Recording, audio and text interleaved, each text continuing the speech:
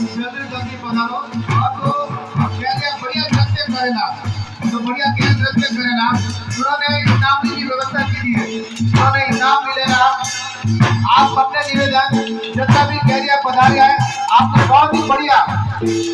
कैर जो प्रदर्शन करना है और जो बढ़िया कैर नृत्य रो प्रदर्शन करेगा विविध वेशभूषा में आए स्वाद धारण करेंगे डोंगरों पहने ने और अलग अलग वेशभूषाओं में आए राजस्थान की रंग बिरंगी जो हमारी पोशाक है तो पोशाक में धारण करेंगे जो बढ़िया कैरियर नाचेगा उन्होंने इनाम भी मिलेगा तो मेरा आपसे निवेदन है आप जल्दी जल्दी पधारो अच्छा माता जी के हमारे सुंदर नगर में स्थित वो नारायण में गुरु बेटी है बहुत ही बढ़िया गहरे प्रतिबद्ध आयोजन में और बहुत ही अच्छा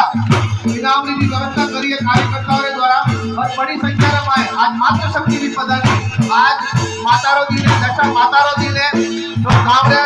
माए दशा मातारो आशीर्वाद बणियोड़ो रे पूरा शक्ति गोबरे माते गांव रे माते